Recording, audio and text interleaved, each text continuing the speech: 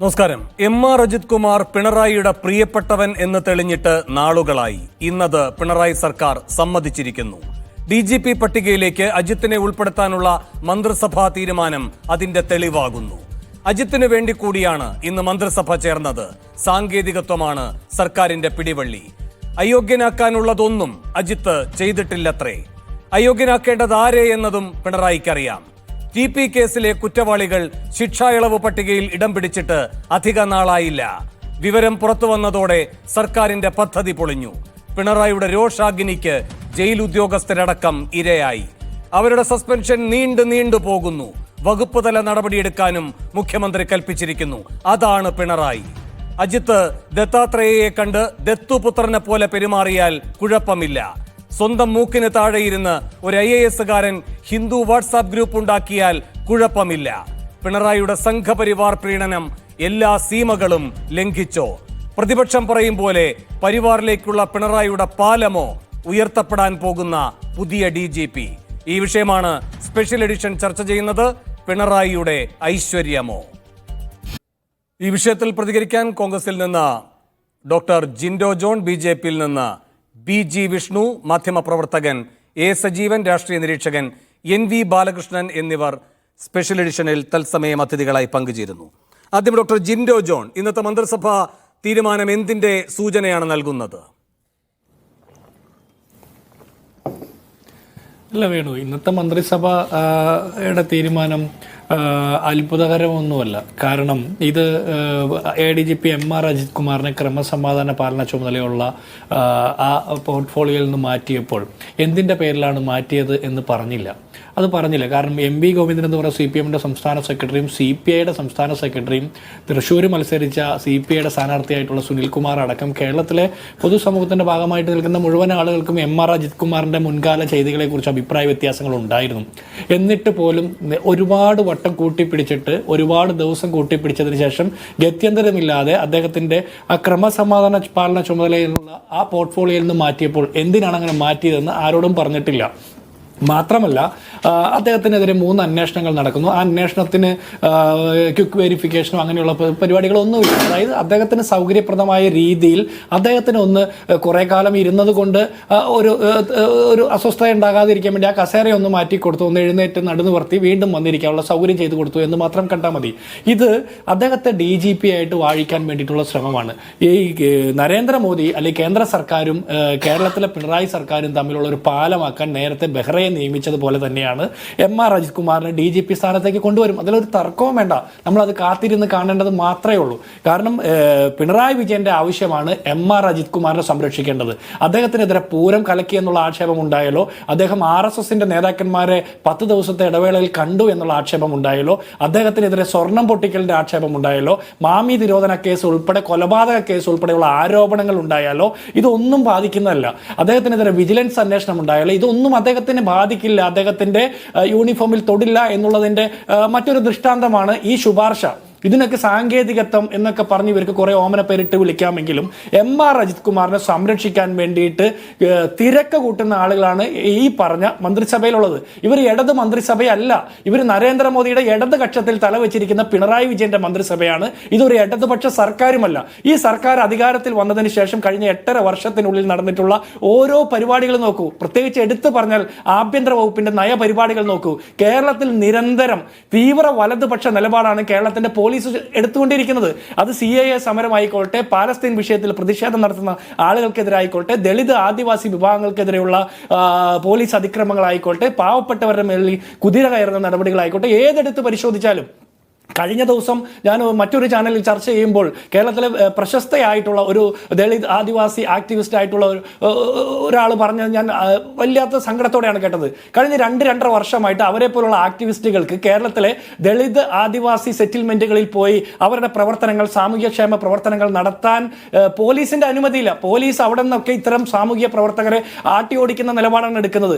പകരം അവിടെ സേവാഭാരതി പോലെയുള്ള സംഘടനകൾക്ക് നിർബാധം പ്രവർത്തനം നടത്താനുള്ള സൗകര്യം ചെയ്തു കൊടുക്കുന്നു. സ്വാഭാവികമായിട്ടും BJPക്ക് വേണ്ടിയിട്ട് വിടുപണി ചെയ്യുന്ന ആഭ്യന്തര വകുപ്പിന്റെ ദൃഷ്ടാന്തമാണ് MR അജിത് കുമാറിനെ സംരക്ഷിക്കുന്നതിലൂടെ നമ്മൾ കാണുന്നത്. ഇതിന് നിരവധിയായിട്ടുള്ള ഉദാഹരണങ്ങളുണ്ട്. തിരുവനന്തപുരം നഗരത്തിൽ തന്നെ MR അജിത് കുമാറിന്റെ അറിവോട് കൂടി തന്നെ ന്യൂനപക്ഷ മതവിഭാഗത്തിൽപ്പെട്ട 5ഓളം CIമാര് സസ്പെൻഷനിൽ പോകുന്ന സാഹചര്യം ഉണ്ടായിട്ടുണ്ട്. അപ്പൊ അവരുടെ ഒന്നും പേര് വെളിപ്പെടുത്താൻ നമുക്ക് പ്രയാസമുണ്ട്. അതിനപ്പുറത്തേക്ക് കടന്നാൽ പേരും വെളിപ്പെടുത്താൻ നമുക്ക് പേടിയുമില്ല. പക്ഷേ അത്തരം സാഹചര്യങ്ങൾ കേരളത്തിലെ പോലീസിനകത്ത് പോലും ന്യൂനപക്ഷ മതവിഭാഗങ്ങളിൽപ്പെട്ട ആളുകൾക്ക്, ദളിത് ആദിവാസി വിഭാഗങ്ങളിൽപ്പെട്ട മനുഷ്യർക്ക്, സാധാരണക്കാരുടെ പ്രതിനിധികളായിട്ടുള്ള ഉദ്യോഗസ്ഥർക്ക്, സത്യസന്ധമായിട്ട് നീതി നിർവഹണം നടത്തുന്ന ഉദ്യോഗസ്ഥർക്ക് സമാധാനപൂർണ്ണമായിട്ട് ജോലി നിർവഹിക്കാൻ പോലും പറ്റാത്ത സാഹചര്യം സംജാതമായത് ഈ MR അജിത് കുമാറിനെ പോലുള്ള ആളുകളുടെ അതായത് സൂപ്പർ DGP ചമഞ്ഞുകൊണ്ടുള്ള ഭരണത്തിന് കീഴിലാണ്.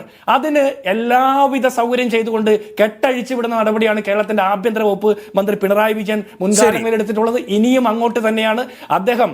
ഈ ഒരൊറ്റ കാര്യം കൂടി, കഴിഞ്ഞ ഒക്ടോബർ 6-ാം തീയതി MR അജിത് കുമാറിന്റെ പോർട്ട്ഫോളിയോ മാറ്റി അദ്ദേഹത്തിന് മറ്റൊരു ചുമതല കൊടുത്തപ്പോൾ KT ജലീൽ എന്ന് പറഞ്ഞ MLA ഇട്ടൊരു പോസ്റ്റ് ഉണ്ട്, ഫേസ്ബുക്ക് പോസ്റ്റ്. എന്താണെന്നറിയോ? അരങ്ങിൽ നിന്ന് അടുക്കളയിലേക്ക് അവസാന വിക്കറ്റ് വീണു എന്നാണ്. ഇന്ന് നമ്മൾ കാണുന്നത് എന്താ? ആ വീണ വിക്കറ്റ്, ആ വീണ സ്റ്റംപ് എടുത്തൊന്ന് കുത്തിപ്പിടിക്കുകയാണ്. എന്തിനു വേണ്ടിയിട്ടാ? വീണാ വിജയനെ സംരക്ഷിക്കാൻ ഉൾപ്പെടെ പിണറായി വിജയന്റെ കുടുംബത്തിലെ ആളുകൾ നാളെ കൽത്തുറങ്കിൽ പോകാതിരിക്കാൻ വേണ്ടിയിട്ട് RSSന് വിടുപണി ചെയ്യുന്ന RSSന്റെ ശാഖയ്ക്ക് തുല്യമായിട്ട് കേരളത്തിലെ പോലീസ് ആസ്ഥാനത്തെ മാറ്റിയെടുക്കാൻ വേണ്ടിയുള്ള ശ്രമങ്ങളാണ് ഇതിലൂടെ നടക്കുന്നത് എന്നുള്ള കാര്യത്തിൽ ആർക്കും ഒരു സംശയം വേണ്ട. ശരി, അഡ്വക്കേറ്റ് BG വിഷ്ണു, ഇവിടെ ഇപ്പോ ജിൻഡോ ജോൺ പറഞ്ഞത്, അതുപോലെ തന്നെ അൻവർ പറഞ്ഞത്, അൻവർ കുറച്ചുകൂടെ കടത്തിയാണ് പറഞ്ഞിരിക്കുന്നത്. ഇനിയിപ്പോൾ DGP ആയി ഇദ്ദേഹത്തെ ഉയർത്തുന്ന തീരുമാനം എന്ന് മന്ത്രിസഭ എടുത്തിരിക്കുന്നുവെങ്കിൽ അടുത്ത മന്ത്രിസഭാ യോഗത്തിൽ ഈ DGPക്ക് RSSന്റെ മുട്ടോളമുള്ള നിക്കറും ദണ്ടും കൂടെ കയ്യിൽ വെച്ച് കൊടുക്കുകയാണ് വേണ്ടത്. അങ്ങനെ വേണം ഇനി DGPയുടെ യൂണിഫോം പരിഷ്കരിക്കാൻ എന്ന്. ഈ വിമർശനത്തോടുള്ള മറുപടി എന്താണ്? ജിൻഡോ ജോൺ ഉൾപ്പെടെ മറുപടി നൽകിയപ്പോൾ ഇത് RSS ബന്ധമാണെന്ന് പറയുന്നു. കേരളത്തിൽ ADGP MR അജിത് കുമാറിനെ മാറ്റണമെന്ന് ഏറ്റവും ശക്തമായി ആവശ്യപ്പെട്ട ഒരു പാർട്ടിയാണ് ഭാരതീയ ജനതാ പാർട്ടി. ഞങ്ങൾക്കിവിടെ പിണറായി വിജയൻ്റെ ഒരു സമ്മതവും വേണ്ട, ഞങ്ങൾക്ക് പ്രവർത്തിക്കുവാനും ഞങ്ങൾക്ക് രാഷ്ട്രീയപരമായ നയപരമായ നടപടികൾ സ്വീകരിക്കാനും എന്ന് ജിൻഡോ ജോനെ ആദ്യമായി ഞാൻ ഓർമ്മിപ്പിച്ചു കൊള്ളുന്നു. പിന്നെ ഇവിടെ ഇന്നിപ്പോൾ സത്യത്തിൽ ഇന്ന് പത്രസമ്മേളനം നടത്തേണ്ടതും ഈ ചാനലിൽ പ്രതിനിധിയായിട്ട് വരേണ്ടതും ആരാണ്? CPIയുടെ നേതാക്കന്മാരാണ്. എവിടെ പോയി CPIയുടെ നേതാക്കന്മാർ? അവരാണല്ലോ പറഞ്ഞത് ഇത് അജിത് കുമാറിനെ മാറ്റിയത് ഞങ്ങളുടെ വിജയമാണെന്ന്. കേരളത്തിൽ ഏറ്റവും കൂടുതൽ അഴിമതി ആരോപണങ്ങൾ ഉണ്ടായ സ്വർണം പൊട്ടിക്കൽ കേസിലടക്കം അന്വേഷണം നേരിട്ടുകൊണ്ടിരുന്ന ഒരു ഉദ്യോഗസ്ഥന് DGP പദവി നൽകുമ്പോൾ അതിന്റെ പൂർണ്ണ ഉത്തരവാദിത്വം കേരളത്തിലെ മന്ത്രിസഭയ്ക്കാണ്. അതിനെന്തിനാണ് RSSന്റെ BJPയുടെ തലയിൽ വെച്ച് കെട്ടാൻ നോക്കുന്നത്? അദ്ദേഹം ഒരു നേതാവിനെ കണ്ടു എന്ന് കരുതി RSS ആണോ കേരള മന്ത്രിസഭയെ നിയന്ത്രിക്കുന്നത്? കേരളത്തിൽ പിണറായി വിജയനും CPIയുമാണ് ഇതിന് ഉത്തരം പറയേണ്ടത്. പൂരം കലക്കലുമായി ബന്ധപ്പെട്ട് മൊഴി കൊടുത്ത സുനിൽകുമാറിന്റെ സംസ്ഥാന സെക്രട്ടറിയോട് പത്രസമ്മേളനം നടത്തി ഇത് വിശദീകരിക്കാൻ പറയൂ. അദ്ദേഹത്തിന്റെ വിശദീകരണം എവിടെ? അപ്പോൾ ഇത്രയും അഴിമതിക്ക് പേരുകേട്ട മാമി തിരുവോധാന കേസ് ഉൾപ്പെടെ അനധികൃത സ്വത്ത് സമ്പാദന കേസ് ഉൾപ്പെടെയുള്ളവർക്ക് ഇന്നിപ്പോൾ ചീഫ് സെക്രട്ടറി അധ്യക്ഷനായിരുന്ന സ്ക്രീനിംഗ് കമ്മിറ്റി DGP പദവിയിലേക്ക് ശരിയായി പറയുകയുണ്ടായി. CPI ഇക്കാര്യത്തിൽ പ്രതികരിക്കാത്തത് എന്തുകൊണ്ട് എന്ന്. CPI ഈ വിഷയത്തിൽ ഉന്നയിച്ച പരമപ്രധാനമായ കാര്യം, അജിത്തുമായി ബന്ധപ്പെട്ടുണ്ടായ പരമപ്രധാനമായ കാര്യം വിഷ്ണു ചൂണ്ടിക്കാട്ടിയ, ഒരുപക്ഷെ നിങ്ങളടക്കം അജിത്തിനെതിരെ പറഞ്ഞുവെന്ന് അവകാശപ്പെടുന്ന വിഷയങ്ങളല്ല, മറിച്ച് താങ്കൾ അപ്രധാനമെന്ന് പറഞ്ഞു തള്ളുന്ന വിഷയത്തിലാണ് അവരൂന്നി നിന്നത്. ഈ ദത്താത്രേയ കൂടിക്കാഴ്ച, റാം മാധവ് കൂടിക്കാഴ്ച, ആ കാര്യത്തിലാണ് ഈ പറയുന്ന അജിത്തിന് സ്ഥാനചലനം ഉണ്ടായിരിക്കുന്നത്. അത് നിങ്ങൾ അംഗീകരിക്കുന്നുണ്ടോ? വേണു, നമ്മൾ നിയമപരമായാണ് വിഷയത്തെ പരിഗണിക്കേണ്ടത്. കേരളത്തിൽ ഏതെങ്കിലും ഒരു നേതാവിനെ കണ്ടത് RSS നേതാക്കന്മാരെ മാത്രമല്ലല്ലോ. അജിത് കുമാർ കോൺഗ്രസ് ഭരിക്കുന്ന കാലത്ത് കോൺഗ്രസ് നേതാക്കന്മാരെ കണ്ടിരിക്കുമല്ലോ. എത്രയോ നേതാക്കന്മാരെ കണ്ടിരിക്കുന്നു. CPM ഭരിക്കുന്ന കാലത്ത് CPM നേതാക്കന്മാരെ കാണുക. അതൊക്കെ പല ഉദ്യോഗസ്ഥന്മാർ അധികാരത്തിലിരിക്കുന്ന നേതാക്കന്മാരെയും രാഷ്ട്രീയ പാർട്ടിയുടെ ആൾക്കാരെയൊക്കെ കാണുന്നത് വലിയ അപരാധമായിട്ടൊന്നും ഞാൻ കാണുന്നില്ല. പക്ഷെ പ്രശ്നം എന്താണ്? ഇവിടെ നിയമപരമായി അഴിമതി നേരിടുന്ന, അന്വേഷണം നേരിടുന്ന ഒരു ഉദ്യോഗസ്ഥന് എന്തുകൊണ്ടാണ് സ്ക്രീനിംഗ് കമ്മിറ്റിയുടെ ശുപാർശ അതേപടി സർക്കാർ അംഗീകരിക്കുന്നത്? അവർ ഏതാണ്ട് കുറെ സുപ്രീം കോടതി രാജീവ് നിയമമന്ത്രി പറഞ്ഞത് കേന്ദ്ര മാനദണ്ഡം, കേന്ദ്രം ഭരിക്കുന്നതാരാ? നിങ്ങളുടെ മാനദണ്ഡത്തിൽ വിവാദങ്ങളിൽ പെട്ടിരിക്കുന്ന ഒരാളെ ഈ സ്ക്രീനിംഗ് കമ്മിറ്റിയിൽ അതിന്റെ തുടർ നടപടികൾക്ക് വിധേയമാക്കുന്നതിന്, എന്ന് വെച്ചാൽ ഈ സ്ഥാനക്കയറ്റമടക്കമുള്ള കാര്യങ്ങൾ പരിഗണിക്കുമ്പോൾ വിവാദങ്ങളിൽ ആ വ്യക്തി ഉൾപ്പെട്ടിരിക്കുന്നു എന്നത് തടസ്സമല്ല. അങ്ങനെയല്ല കേന്ദ്ര മാനദണ്ഡമെന്നാണ് പറയുന്നത്. അപ്പോ ആ മാനദണ്ഡമുണ്ടല്ലോ, അതാണ് ഇപ്പോൾ അജിത്തിന് ഗുണകരമായിരിക്കുന്നത്. അല്ല, കേന്ദ്ര മാനദണ്ഡ MR അജിത് കുമാറിന് വേണ്ടിയാണോ കേന്ദ്ര സർക്കാർ രൂപീകരിച്ചിട്ടുള്ളത്? അല്ല, താങ്കൾ ഇപ്പൊ പറയുന്നുണ്ടായല്ലോ ഇത്രയും വിവാദങ്ങൾ ഉണ്ടാക്കിയിരിക്കുന്ന വ്യക്തിയെ എന്തിന് ഈ സ്ക്രീനിംഗ് കമ്മിറ്റി ഇങ്ങനെ അംഗീകരിക്കുന്നു, മന്ത്രിസഭ അംഗീകരിക്കുന്നു എന്ന്? അതിന് ഒരു അന്വേഷണവും നേരിടുന്നില്ലെന്നേ. ഏത് അന്വേഷണം നേരിടുന്നു? അന്വേഷണം നടത്തുന്നു എന്ന് പറയുന്നത് സംസ്ഥാന സർക്കാരാണ്. അല്ലെങ്കിൽ സംസ്ഥാന സർക്കാരല്ലേ പറയേണ്ടത്? അത് ഞാനല്ലല്ലോ പറയേണ്ടത്. കേരളത്തിന്റെ മുഖ്യമന്ത്രിയും ആഭ്യന്തരമന്ത്രിയുമായ പിണറായി വിജയനാണ് വ്യക്തമാക്കേണ്ടത്. ഇവിടെ അജിത്തിനെ മാറ്റിയത്, അജിത്തിന്റെ ചുമതല മാറ്റം ഏത് വിഷയത്തിൽ അയാൾ ഉൾപ്പെട്ടതുകൊണ്ടാണെന്നാണ് വിഷ്ണുവിന്റെ മനസ്സിലാക്കൽ, അങ്ങ് പ്രതിനിധീകരിക്കുന്ന BJPയുടെ മനസ്സിലാക്കൽ? അല്ല, ഞങ്ങൾ മനസ്സിലാക്കിയതിനൊന്നും യാതൊരു പ്രശ്നവുമില്ല. കേരളത്തിൽ സ്വർണം പൊട്ടിച്ചത് വലിയ വിഷയമല്ല. അദ്ദേഹം നടത്തിയ പൂർത്തിയാക്കട്ടെ. പറയട്ടെ. അല്ലെ, അതല്ലല്ലോ പ്രശ്നം. അതല്ലല്ലോ ഒരു നേതാവിനെ കണ്ടാൽ അദ്ദേഹത്തെ തലസ്ഥാനത്ത് മാറ്റുന്നതാണോ നമ്മുടെ നിയമ സംവിധാനം? അല്ലല്ലോ. അജിത് കുമാർ ഇപ്പൊ അവർ മാറ്റിയത് ഈ വിഷയവുമായി ബന്ധപ്പെട്ടായിരിക്കാം. പക്ഷേ അജിത് കുമാറിനെതിരെ ഉണ്ടാകുന്ന കാതലായ പ്രശ്നങ്ങളിലാണ് നാം ചൂണ്ടിക്കാണിക്കേണ്ടത്. അജിത് കുമാറിനുള്ള അഴിമതി അന്വേഷണം, അനധികൃതമായ സ്വത്ത് സമ്പാദനം, തിരോധന കേസിലെ വിഷയങ്ങൾ, ഇതാണ് അജിത് കുമാർ നിയമപരമായി നേരിടുന്ന പ്രശ്നങ്ങൾ. ബാക്കിയെല്ലാം ആരെല്ലാം കണ്ടു എന്ന് പറഞ്ഞു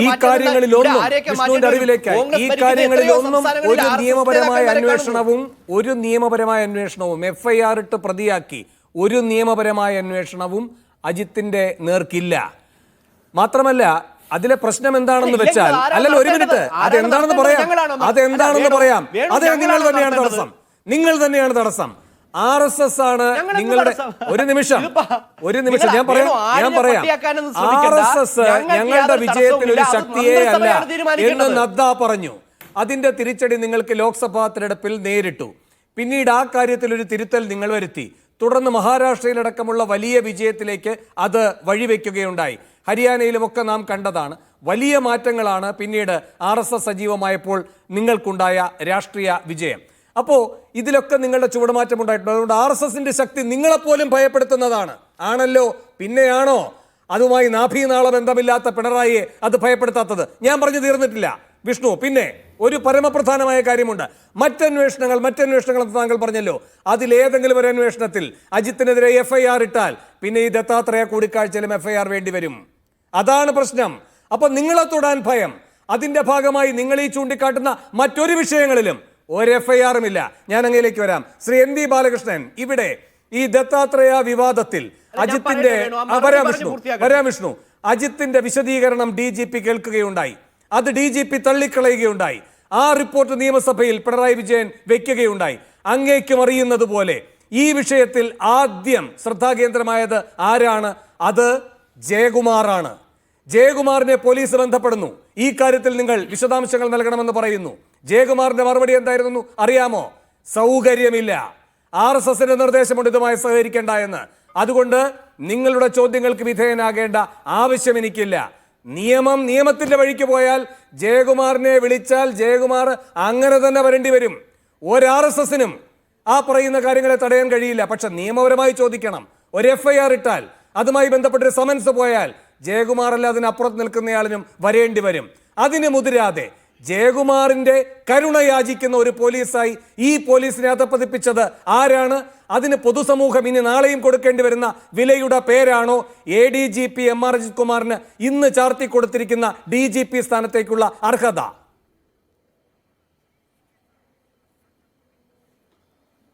ഒരു സംശയമില്ലല്ലോ വേണു. നമ്മളിത് ചർച്ച ചെയ്യേണ്ട കാര്യം പോലും ഇല്ലാത്ത രൂപത്തിൽ കേരളീയ സമൂഹത്തിന് അത് ബോധ്യപ്പെട്ട് കഴിഞ്ഞതാണ്. നമ്മളതിന്റെ മറ്റു വിശദാംശങ്ങളിലേക്ക് പോകണ്ട. നമ്മള് ADGP അജിത് കുമാറിനെ പിണറായി വിജയൻ സംരക്ഷിക്കുന്നു എന്നാണല്ലോ പറഞ്ഞുകൊണ്ടിരിക്കുന്നത്. സത്യത്തിൽ നമ്മൾ പറയേണ്ടത് അങ്ങനെയല്ല, തിരിച്ചാണ്. ഈ ADGP അജിത് കുമാറും RSSഉം സംഘപരിവാരും എല്ലാം കൂടി, അതാണ് ADGP അജിത് കുമാറിന്റെ നേതാക്കന്മാർ എന്ന് പറയുന്നത് കേരളത്തിലെ ഗവൺമെന്റും ഒന്നും അല്ലല്ലോ, അത് സംഘപരിവാറാണ്, അവരുമായി ബന്ധപ്പെട്ടാണ്. അപ്പൊ അവരുടെ ഒരു കാരുണ്യത്തിലാണ് പിണറായി വിജയൻ കേരളത്തിൽ കഴിഞ്ഞുകൊണ്ടിരിക്കുന്നത്. അതുകൊണ്ട് ADGP അജിത് കുമാർ പിണറായി വിജയനെ സംരക്ഷിക്കുകയാണ് ചെയ്യുന്നത്. സ്വാഭാവികമായും സംഘപരിവാറിന്റെ ഉത്തരവുകൾ അനുസരിച്ച് ADGP അജിത് കുമാറിനെ സംരക്ഷിക്കാനും അദ്ദേഹത്തിന് DGP തസ്തിക കൊടുക്കാനൊക്കെ പിണറായി വിജയൻ നിർബന്ധിതനാവുകയാണ്. അദ്ദേഹത്തിന് മുമ്പിൽ മറ്റു വേറെ യാതൊരു മാർഗവുമില്ല. കാരണം അദ്ദേഹത്തിന് വരും ദിവസങ്ങളിൽ ഈ കസേരയിൽ ഇരിക്കണമെങ്കിൽ, ജയിലിലേക്ക് പോവാതിരിക്കണമെങ്കിൽ, അതുപോലെ അദ്ദേഹത്തിന്റെ കുടുംബത്തെ ഏതെങ്കിലും തരത്തിൽ സംരക്ഷിക്കാൻ കഴിയണമെങ്കിൽ തീർച്ചയായും സംഘപരിവാറിന്റെ കാരുണ്യം തേടിയേ പറ്റൂ. അതുകൊണ്ട് അവരെന്താണോ നിർദ്ദേശിക്കുന്നത് അത് നടപ്പിലാക്കാൻ പിണറായി വിജയൻ ബാധ്യസ്ഥനാണ്.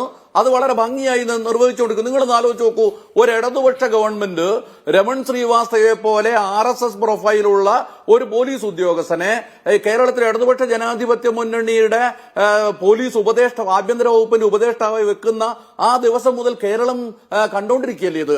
അന്ന് ചോദിച്ച ചോദ്യത്തിന് ആരെങ്കിലും മറുപടി പറഞ്ഞിട്ടുണ്ടോ? ഇപ്പൊ എന്റെ BJPയുടെ സുഹൃത്ത് പറയുമോ, രമൺ ശ്രീവാസ്തവ എന്ന് പറയുന്ന പോലീസ് ഉദ്യോഗസ്ഥൻ എങ്ങനെയാണ് ഒരു ഇടതുപക്ഷ ഗവൺമെന്റിന്റെ നിയമോപദേശകനായിട്ട് മാറിത്തീരുന്നത് നിങ്ങളൊന്ന് പറഞ്ഞു തരൂ. അതുപോലെ തന്നെ നമ്മൾ ബെഹ്റ എന്ന് പറയുന്ന കേരളത്തിന്റെ DGP ആയിരുന്ന ഒരു പോലീസ് ഉദ്യോഗസ്ഥൻ, അദ്ദേഹം നമുക്കറിയാവുന്ന ഒരു കാര്യമാണ്, ഗുജറാത്തിലെ മോദി സർക്കാരിന്റെ ഹാർഡ് കോർ ബന്ധം ഉണ്ടായിരുന്ന ഒരു സംഘപരിവാറുമായി അടുത്ത ബന്ധമുള്ള പോലീസ് ഉദ്യോഗസ്ഥനാണ് ബെഹ്റ എന്ന് അതുമായി ബന്ധപ്പെട്ട കാര്യങ്ങൾ പരിശോധിക്കുന്ന ആർക്കും അറിയാമല്ലോ. അങ്ങനെ ഒരു ബെഹ്റയെ കേരളത്തിന്റെ പോലീസ് തലപ്പത്തേക്ക് എങ്ങനെയാണ് പ്രതിഷ്ഠിച്ചു കൊണ്ടുവരുന്നത്? ആ ബെഹ്റ അദ്ദേഹത്തിന്റെ ഔദ്യോഗിക ചുമതലകൾ നിർവഹിച്ചു കഴിഞ്ഞതിന് ശേഷവും അദ്ദേഹത്തിന് യാതൊരു തരത്തിലും ബന്ധമില്ലാത്ത മെട്രോയിൽ അദ്ദേഹം എങ്ങനെയാണ് ചുമതല എടുത്തുകൊണ്ടിരിക്കുന്നത്? അങ്ങനെ തുടങ്ങി നിങ്ങൾ നോക്കി, ഈ ADGP അജിത് കുമാർ ഇപ്പോ ഈ ബെഹ്റയ്ക്കൊക്കെ ശേഷം ഈ കാര്യം നിർവഹിച്ചുകൊണ്ടിരിക്കുന്നതാണ്. അതായത് സംഘപരിവാറിന്റെ കേരള ഭരണത്തിലുള്ള ആഭ്യന്തര വകുപ്പിന്റെ ഭരണത്തിലുള്ള നിയന്ത്രണ സംവിധാനങ്ങളെയാണ് നമ്മൾ കണ്ടുകൊണ്ടിരിക്കുന്നത്. പക്ഷേ അങ്ങയുടെ ഓർമ്മയിലേക്ക്, പ്രേക്ഷകരുടെ ശ്രദ്ധയിലേക്ക് ഒരു കാര്യം കൂടി അന്ന് കൂട്ടിച്ചേർക്കുന്നതിന് ശേഷം അങ്ങ് തുടർന്നോളൂ. ഈ ദത്താത്രേയുടെ ദത്തുപുത്രനാകാനുള്ള അജിത്തിന്റെ അമിതോത്സാഹമുണ്ടല്ലോ, അതുപോലെ തന്നെ പിണറായിക്ക് വേണ്ടിയുള്ള ഇടനില പ്രവർത്തനം ബെഹ്റ നടത്തിയ ഒരു കാര്യം ചൂണ്ടിക്കാട്ടാം. ഈ പ്രമാദമായ ലാവ്ലിൻ കേസ് ഹൈക്കോടതിയിലെത്തിയ ഘട്ടത്തിൽ CBI അന്നെങ്കിലും, കാലതാമസം എവിടെയും എടുത്തിരുന്നു, അന്നെങ്കിലും അതിന്റെ തുടർ നടപടികൾക്കായി ഹൈക്കോടതിയിലേക്ക് പോയ ഘട്ടത്തിൽ ഈ പറയുന്ന ബെഹ്റ, അദ്ദേഹം അപ്പോൾ DGP അല്ല, അദ്ദേഹത്തിന് അന്യഥ അങ്ങ് തന്നെ ചൂണ്ടിക്കാട്ടിയ ചുമതലകളായിരുന്നു. പിണറായി വിജയനാണ് ഇവിടെ മുഖ്യമന്ത്രിയായിരിക്കുന്നത്. ഹരീഷ് സാൽവയെ പോയി കാണുന്നുണ്ട്. കൊച്ചിയിൽ വന്ന് ഹരീഷ് സാൽവെ താമസിക്കുന്ന സ്വകാര്യ ഹോട്ടലിൽ പോയി കൂടിക്കാഴ്ച നടത്തുന്നുണ്ട്. അത് കഴിഞ്ഞ് ഇറങ്ങി വരുമ്പോൾ ബെഹ്റയോട് ചോദിക്കുന്നുണ്ട് മാധ്യമപ്രവർത്തകർ, നിങ്ങൾ ഈ ലാവ്ലിൻ കേസ് പരിഗണിക്കുന്ന ഘട്ടത്തിൽ സാൽവയെ പോയി കണ്ടത് എന്തിനാണ്? കാരണം അങ്ങ് ചൂണ്ടിക്കാട്ടുന്നത് പോലെ ഈ പിണറായിക്ക് പാലമായി നിൽക്കുന്ന ബെഹ്റ, പിന്നെ ഈ പറയുന്ന ഹരീഷ് സാൽവെ, ഈ കൂടിക്കാഴ്ചയുടെ കാരണം എന്താണ് എന്ന് ചോദിച്ചപ്പോൾ ബെഹ്റ പറഞ്ഞൊരു മറുപടിയുണ്ട്, പ്രമാദമായ ഉപഹാർ കേസ്. ആ ഉപഹാർ കേസ് ഞങ്ങൾ അന്വേഷിച്ചുകൊണ്ടിരിക്കുമ്പോൾ അതിന്റെ കോൺസലായി വന്നിരുന്നത് സാൽവെയാണ്. ആ കാര്യങ്ങൾ പറയുവാൻ വേണ്ടിയാണ് പോയത്. അത് നാം അങ്ങനെ തൊണ്ട തൊടാതെ വിഴുങ്ങണോ? അത് തൊണ്ട തൊടാതെ വിഴുങ്ങി ശീലമുള്ളത് കൊണ്ടാണ് ഈ സർക്കാരിന്റെ കീഴിൽ അജിത് കുമാറിനെ പോലെ ഒരാൾക്ക് സ്വകാര്യ സന്ദർശനം എന്ന് പറഞ്ഞ് ദത്താത്രേയെ പോയി കാണാൻ കഴിയുന്നത്. അതും തൊണ്ട തൊടാതെ വിഴുങ്ങുന്ന ഒരു ഭരണ സംവിധാനത്തിന്റെ നായകൻ ഈ പിണറായി ഇങ്ങനെ ഇരിക്കുകയാണ് എങ്കിൽ ഇനി അടുത്ത ആളുകളും ഈ പറയുന്നത് പോലെ തന്നെ തൊണ്ട തൊടാതെ വിഴുങ്ങുന്ന പ്രവർത്തികൾ ചെയ്യില്ലേ? എന്താണ് സംശയം? അതല്ല ഇവിടെ നടന്നുകൊണ്ടിരിക്കുന്നത്. വേണു ചൂണ്ടിക്കാണിച്ചതുപോലെ ഈ ബെഹ്റയ്ക്ക് സാൽവയുമായുള്ള ബന്ധത്തിനെ കുറിച്ചൊക്കെ അന്ന് വളരെ വ്യക്തമായ ചർച്ച നടത്തിയാണ്. നിങ്ങൾ അതിന്റെ ഒരു ആകത്തുക നോക്കൂ, നിങ്ങൾ പരിശോധിച്ച് നോക്കൂ. ഈ ഇന്ത്യയിലെ മറ്റേതെങ്കിലും ഒരു മുഖ്യമന്ത്രിക്ക് പിണറായി വിജയനെ പോലുള്ള ഒരാൾക്ക് ലഭിക്കുന്ന എന്തെങ്കിലും ഒരു പരിരക്ഷ കേന്ദ്ര സർക്കാരിൽ നിന്ന് ഇന്ത്യയിലെ മറ്റേതെങ്കിലും ഒരു ഭരണാധികാരിക്ക് ലഭിച്ചിട്ടുണ്ടോ? നിങ്ങൾ ആലോചിച്ച് നോക്കൂ. ലാവ്ലിൻ കേസ് ഇത്രയും കാലമായി നീട്ടിവെച്ചു. ആ കേസിന്റെ യാതൊരു തരത്തിലുള്ള വിചാരണയും നടക്കുന്നത് നമ്മൾ കാണുന്നില്ല.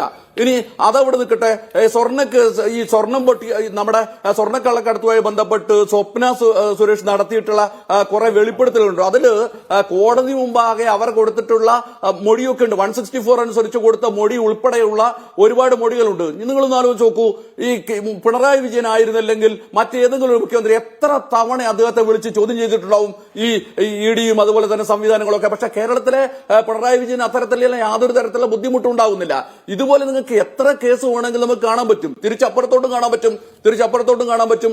ഈ കേരളത്തിൽ K. സുരേന്ദ്രൻ BJPയുടെ സംസ്ഥാന പ്രസിഡന്റൊക്കെ പോയി വന്നിട്ടുള്ള ഈ കൊടകര കള്ളക്കടത്ത് കേസ്, എന്താണ് കുഴൽപ്പണ കേസ്. ആ കുഴൽപ്പണ കേസ് എന്ന് പറയുന്നത് പോലീസ് അന്വേഷിച്ച് കൃത്യമായി റിപ്പോർട്ട് ഉണ്ടാക്കിയതിനെ കുറിച്ച് അന്ന് മാധ്യമങ്ങൾ റിപ്പോർട്ട് ചെയ്തിട്ടുണ്ട്. കേരളത്തിലെ ഒരു BJPയുടെ ഒരു പാർലമെന്റ് മണ്ഡലത്തിലേക്ക് 3.5 കോടി ഉറുപ്പിക വെച്ച് കൊടുക്കാൻ ആവശ്യമായിട്ടുള്ള കുഴൽപ്പണമാണ് പല മേഖലകളിൽ വന്നത്. അക്കൂട്ടത്തിൽ ഒന്നാണ് പിടികൂടപ്പെട്ടത്. അത് ഏതാണ്ട് 10-40 കോടിയിലധികം വരുന്ന തുകയാണ് ഇങ്ങനെ വന്നതെന്നൊക്കെയുള്ള കൃത്യമായ വിവരം കേരളത്തിലെ പോലീസ് അത്ര മോശമൊന്നുമല്ല. അവരതൊക്കെ അന്വേഷിച്ച് കണ്ടുപിടിച്ചതാണ്.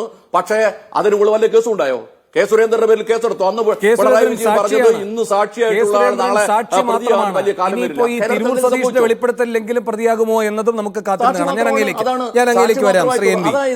ശരി, ഞാൻ അങ്ങയിലേക്ക് വരാം. ശ്രീ A. സജീവൻ, ഇവിടെ ഈ പറയുന്ന രാജീവിന്റെ വിശദീകരണം എന്ന് പറയുന്നത് ഇത് കേന്ദ്ര മാനദണ്ഡ പ്രകാരമാണ്.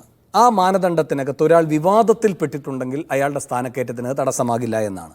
വിവാദത്തിൽ മാത്രമായി പെട്ടിരുന്നാൽ മതി അജിത്ത്, അതിൻ്റെ മേൽ ഒരു നിയമ നടപടിയും എടുക്കുകയില്ല എന്നൊരു സർക്കാർ കൃത്യമായ തീരുമാനമെടുക്കുകയാണെങ്കിൽ പിന്നെ ഈ പറയുന്ന കേന്ദ്ര മാനദണ്ഡം അജിത്തിന് അനുകൂലമാക്കാനുള്ള ഇടനില പ്രവൃത്തിയാണ് ഈ സർക്കാർ ചെയ്തിരിക്കുന്നത്.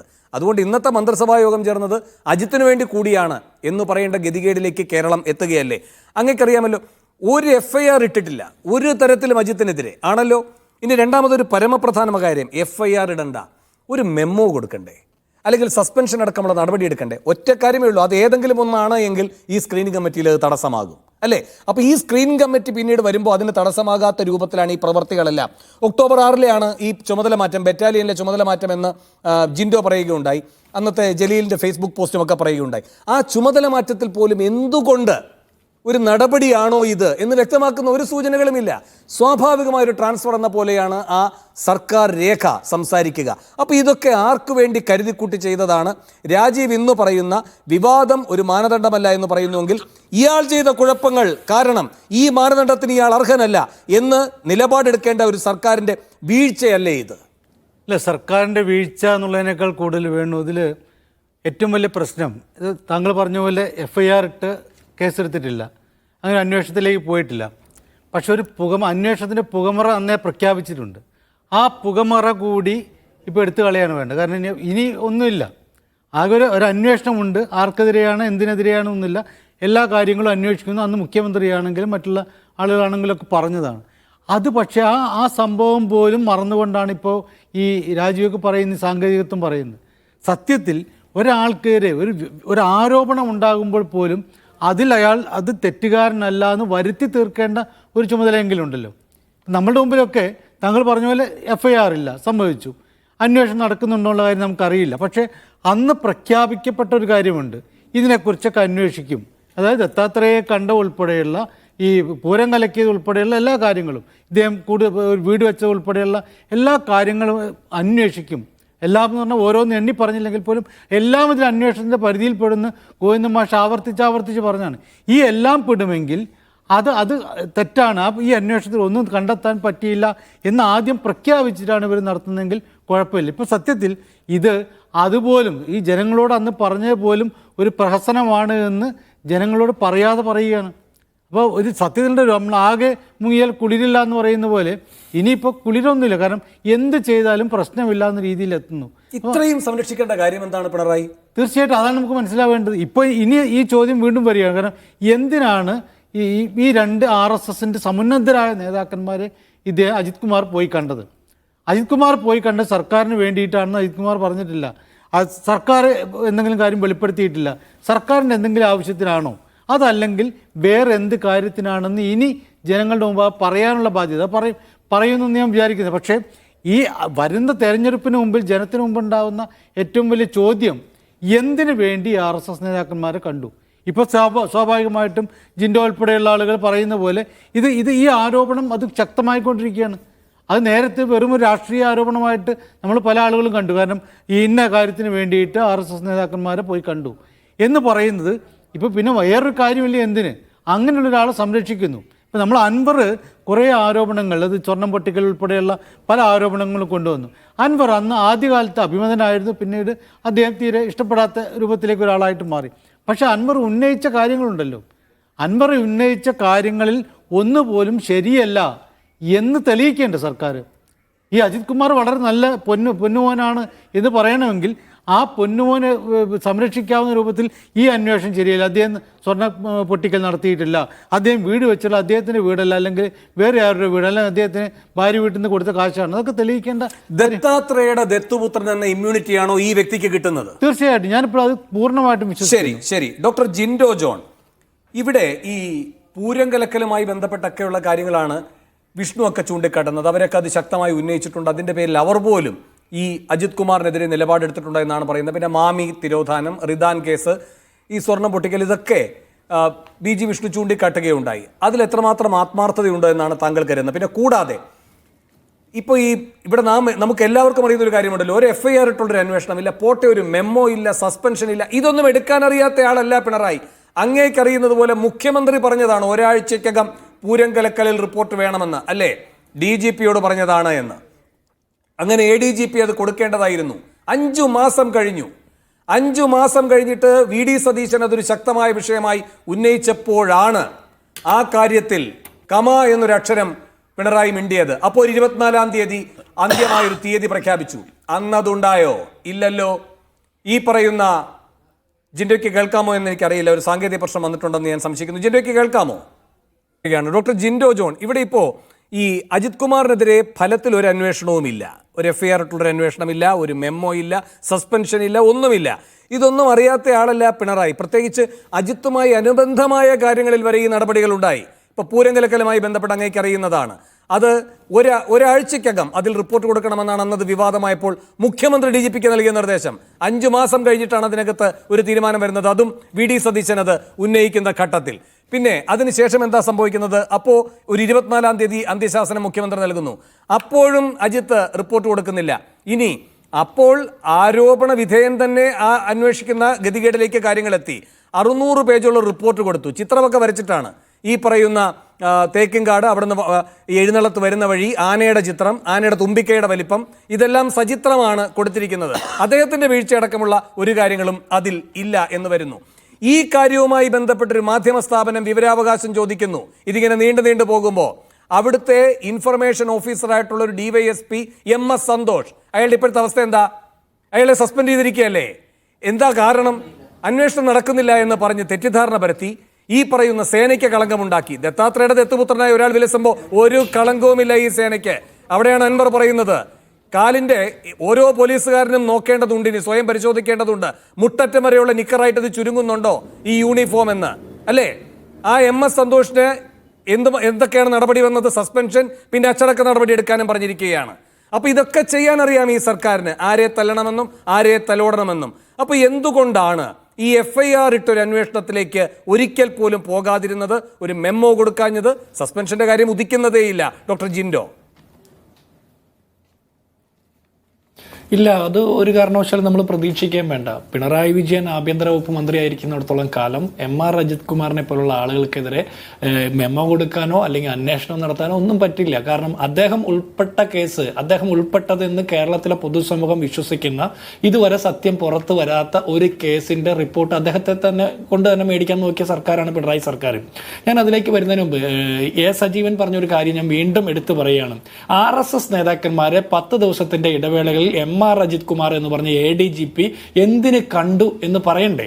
അത് പൊതുസമൂഹത്തോട് പറയണമല്ലോ. അതിന് പകരം AN ഷംസീർ പറഞ്ഞതുപോലെ RSS ഒരു പ്രധാനപ്പെട്ട സംഘടനയാണെന്ന് പറഞ്ഞ് ഒഴിഞ്ഞു മാറിയാൽ പോരാ.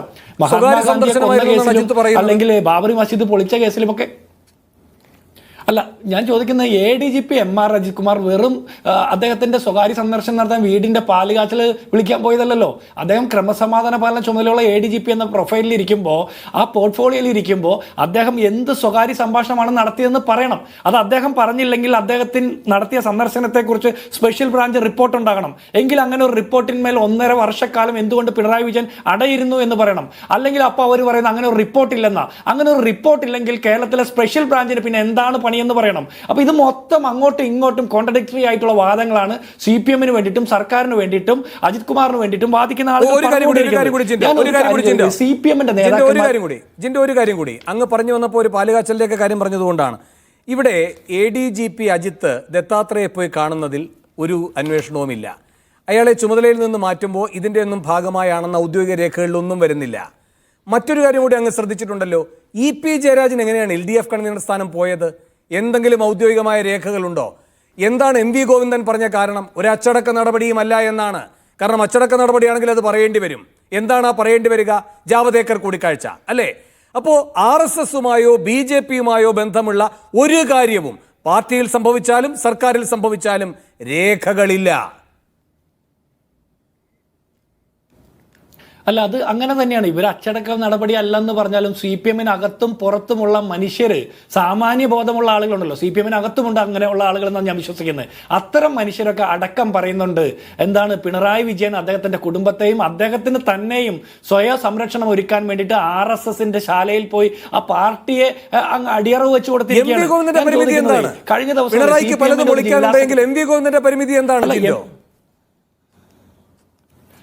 അല്ല, അതിലുള്ളൊരു പ്രശ്നമുള്ളത് ഈ ആന്തൂറിലെ സാജന്റെ മരണമടക്കം ഉള്ള പ്രശ്നങ്ങളുണ്ടല്ലോ. ഇപ്പൊ നവീൻ ബാബുവിന്റെ മരണത്തിൽ അന്വേഷിക്കാൻ പോയത് CI ജില്ലാ കളക്ടറെ ചോദ്യം ചെയ്യുന്നത്. അപ്പൊ എല്ലാ നേതാക്കന്മാരും അവരുമായി ബന്ധപ്പെട്ട ആളുകളും ഒക്കെ ഇത്തരം കേസുകളിൽ പെടുന്നത് കൊണ്ട് MR അജിത് കുമാറിന് നേരെ ഒന്ന് കണ്ണൂരിട്ടാനുള്ള ശേഷി പോലും CPM-ൽ ഒരാൾക്ക് പോലും അവശേഷിക്കുന്നില്ല. CPM-ന്റെ കഴിഞ്ഞ ദിവസം ഒരു ജില്ലാ സെക്രട്ടറി പറഞ്ഞില്ലേ, MEX7 പോലെയുള്ള വ്യായാമ കൂട്ടായ്മയുടെ പ്രവർത്തനങ്ങൾ എത്തരത്തിലുള്ളതാണ്, വർഗീയ താല്പര്യങ്ങളുണ്ട് എന്നൊക്കെ ഗവേഷണം നടത്താൻ പോയ ജില്ലാ സെക്രട്ടറിമാരാരും ഈ MR അജിത് കുമാർ എന്തിനാ RSS നേതാക്കന്മാരെ കണ്ടത് എന്നുള്ളതിനെ കുറിച്ചൊരു ചെറിയൊരു അന്വേഷണം നടത്തി ഒരു സിനോപ്സിസ് പോലും വെക്കുന്നില്ല.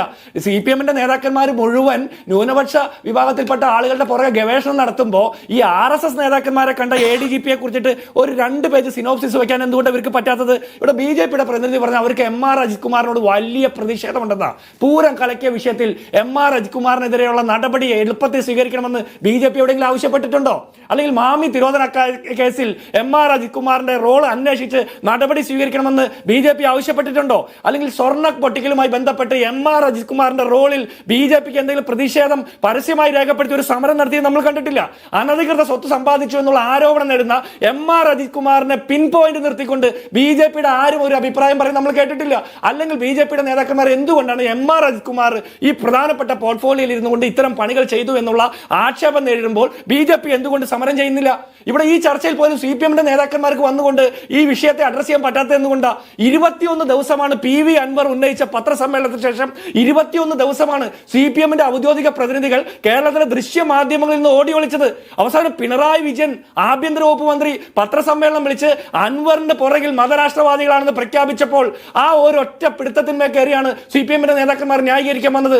ഞാൻ ചോദിക്കുന്നത്, ഇവിടെ ട്രെയിൻ അറ്റാക്ക് നടന്നു, കേരളത്തിൽ 2 പ്രധാനപ്പെട്ട ട്രെയിൻ അറ്റാക്ക് നടന്നു. രണ്ടിലും പങ്കെടുത്ത 2 മതവിഭാഗങ്ങളിൽ പെട്ടതെന്ന് വിശ്വസിക്കുന്ന പേരുകളുള്ള ആളുകളാണ്. ആ ആളുകളുടെ പേര് നോക്കി അവരുടെ മതം നോക്കിക്കൊണ്ട് തീവ്രവാദ ചാപ്പ കുത്താൻ താല്പര്യം കാണിച്ച ആളാണ് MR അജിത് കുമാർ.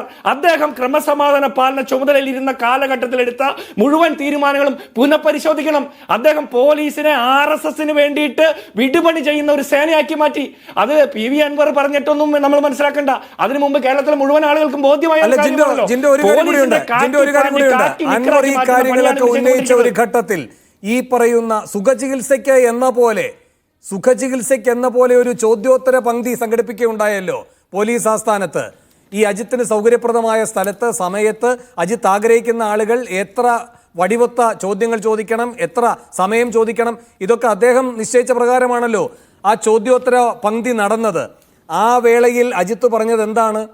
ഈ അൻവറുമായി ബന്ധപ്പെട്ട് അജിത്ത് എന്താണ് പറഞ്ഞത്? ഒരു പ്രത്യേക വിഭാഗം അജിത്തിനെ ലാക്കാക്കി നീങ്ങുന്നു എന്നല്ലേ? എന്ത് സന്ദേശമാണ് ഈ ADGP നൽകിയത് അല്ലേ? എന്ന് മാത്രവുമല്ല, അജിത്തിനെതിരെ ഒരു സെക്കൻഡ് കൂടി, അജിത്തിനെതിരെ ഒരു അൻവർ ദർവേഷ് സാഹിബ് സഖ്യം രൂപപ്പെട്ടു എന്ന് പല പ്രധാനപ്പെട്ട രാഷ്ട്രീയ നിരീക്ഷകരും അഭിപ്രായ പ്രകടനം നടത്തുന്ന സാഹചര്യം കേരളത്തിലുണ്ടായില്ലേ?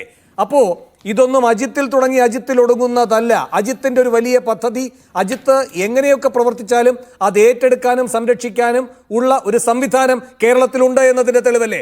അതിന് വിഷ്ണുവും സുരേന്ദ്രനും പ്രത്യക്ഷത്തിൽ ഇറങ്ങേണ്ട കാര്യമില്ല. ആ പണി ഏറ്റെടുക്കുന്ന മറ്റ് കൂട്ടരില്ലേ, മറ്റ് വിഭാഗങ്ങളില്ലേ, മറ്റ് ഗ്രൂപ്പുകളില്ലേ?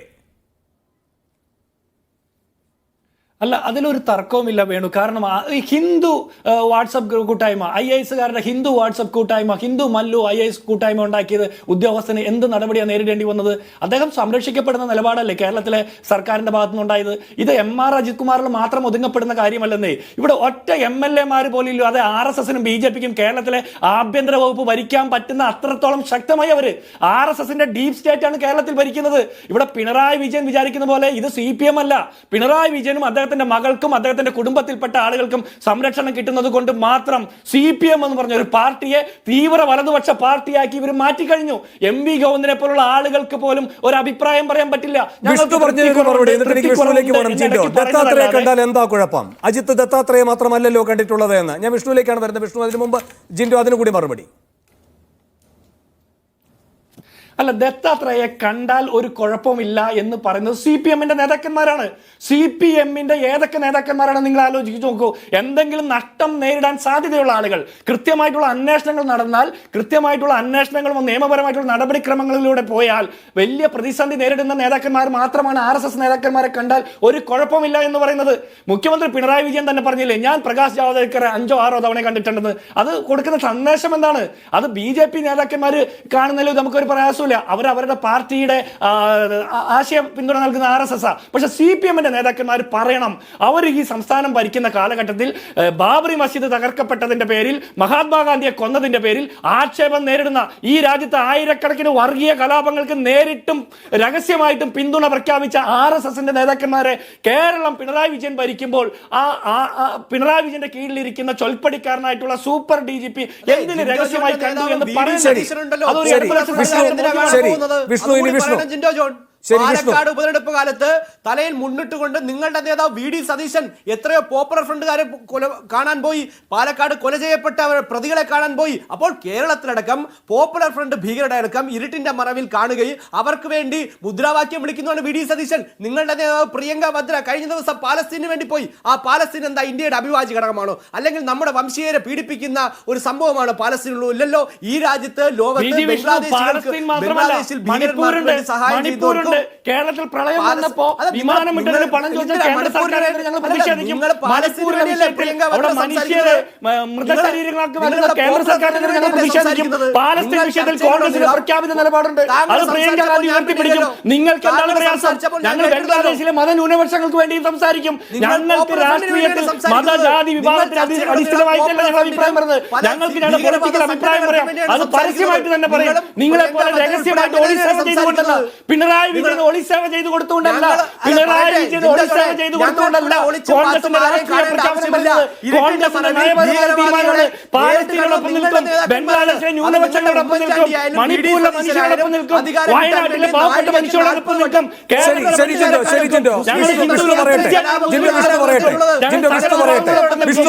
മുഴുവൻ മനുഷ്യരെ അഡ്രസ് ചെയ്യും. നിങ്ങളെ പ്രധാനപ്പെട്ട ചോദ്യത്തിന് മറുപടി. ഒരു സെക്കൻഡ്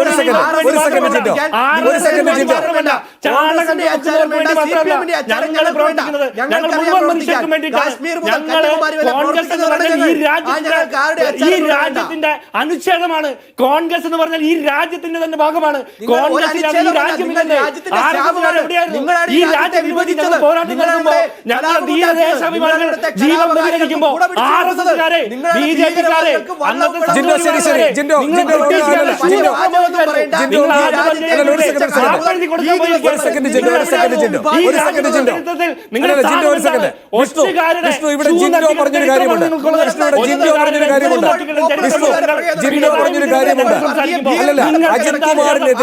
അജിത്കുമാറിനെതിരെ നടപടി ആവശ്യപ്പെട്ട് BJP നടത്തിയ ഒരു സമരമുണ്ടോ? ഹലോ ജിൻഡോ, ഒരു സെക്കൻഡ് ജിൻഡോ, ഞങ്ങൾ പറയുമ്പോൾ ജിൻഡോ ഒന്ന് സഹകരിക്കുക.